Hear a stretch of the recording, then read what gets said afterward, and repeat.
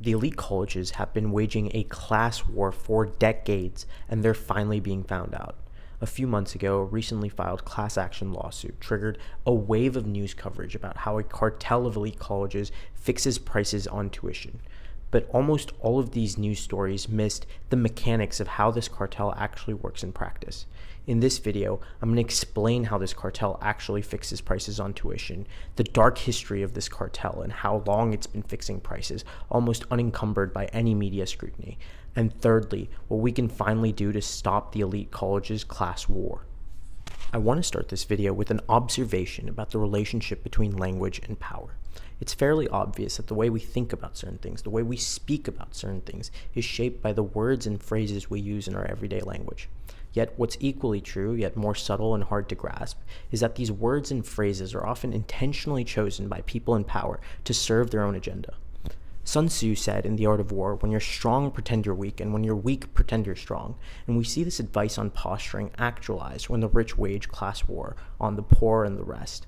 Essentially, if the rich came out in the open and honestly said, we're going to screw you and here's how we're going to do it, they would naturally receive some sort of popular pushback. Yet, if they do the exact same thing, yet use language that is neutral or maybe even generous, it's much harder for people to grasp exactly how they're getting screwed. This is why when elite colleges use language like nonprofit or need blind or demonstrated need or financial aid, we often forget that what they really mean is tax avoidance, rigged admissions, and price discrimination. Essentially, the linguistic trick that elite colleges use to screw the middle class is to convince us that it's charity when they collude. And we need to be cognizant of the way they use language if we're going to do anything to stop this cartel and its corrupted collusion.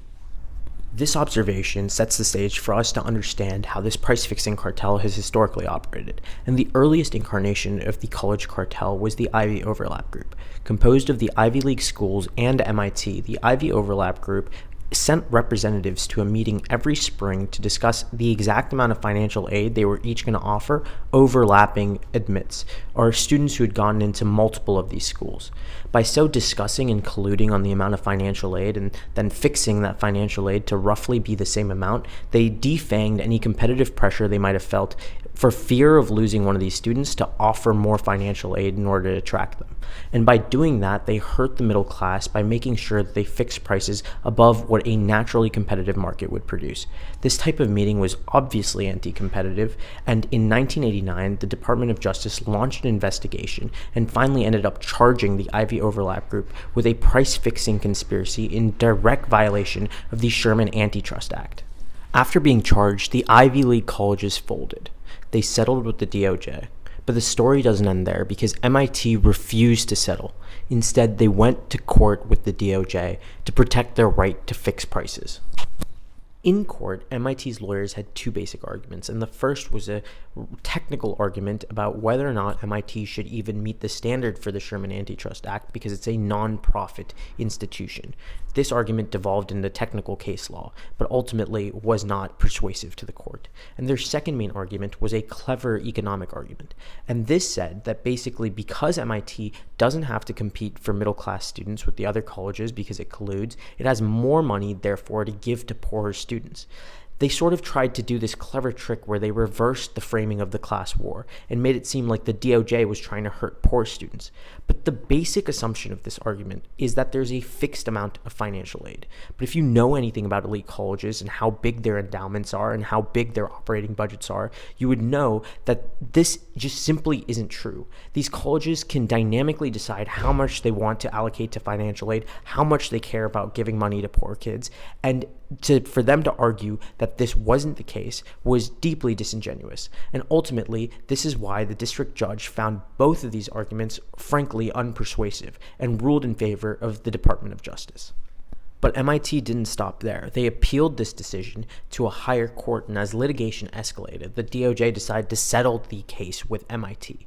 But this case ended up not mattering at all, because Congress, in its infinite wisdom, decided to give the elite colleges, based on the political pressure that was building up because of this case, an antitrust exemption, a carve-out from the rules of the Sherman Antitrust Act, as long as they committed to a need-blind admissions policy. And this legalization that Congress allowed of price fixing is what gave rise to the price fixing cartel we have today. And here's how it works. Basically, the antitrust carve-out, Section 568 of the Higher Education Act, allows elite colleges to come up with a common formula that specifically uses variables to decide exactly how much they're going to offer in financial aid. And this collusion by formula is how elite colleges collude on financial aid offers today. The 568 President's Group is the most recent incarnation of the Ivy overlap cartel, and it has many of the same participants, and in fact, many more. The 16 elite colleges which were charged in the price fixing class action lawsuit were all part of this 568 President's Group. And this is a group where elite colleges get together, come up with a common formula, and because they have all of their applicants' information, because of FAFSA forms and other disclosures that applicants are required to make when they apply to college, these colleges come up with a common determination of exactly how much financial aid they're going to offer. And because these financial aid offers are roughly so similar, this completely eliminates price competition in the elite college market, making tuition much more unaffordable for the middle class. All of this context brings us to today, and that legal case that's been so reported on is actually much more subtle than the media has portrayed it to be. You see, the plaintiffs aren't just suing the elite colleges because they're fixing prices. Under Section 568, Congress has allowed them to do that. They're suing the elite colleges because they're fixing prices, but they don't also practice a need-blind admissions process. And that legal case and the outcome of that case will hinge on whether or not the justice system decides that donations and other factors play a significant role in admissions at elite colleges. But regardless of how that case turns out, I think the broader question that we need to be asking is, should elite colleges have an antitrust exemption when they're sitting on billions and billions of dollars in massive endowments while only offering a couple $100 million in financial aid? Is it true that these elite colleges can't afford to give more financial aid to the middle class, that it will actually trade off with the amount of financial aid they give to poor people? Because I think that assumption isn't true. And I think if anyone looks through an elite college's budget and how they spend their money in good faith, they would agree with me that it isn't true. So the bigger, broader question isn't a legal question, it's a political one. Should Congress allow elite colleges to continue to collude? Should Section 568 continue to exist? Should this class war continue? Fundamentally, this is a question of whether we want a society that's hot with ambition or frozen by suppression. And the lucky thing for us is that Section 568 comes up for renewal this September, in an election year.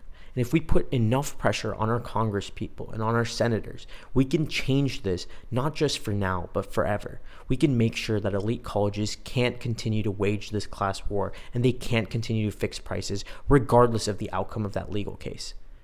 Now is the time to act. And my simple call to you is, call your senator, call your congressperson, ask them to not renew Section 568, ask them to stop the class war.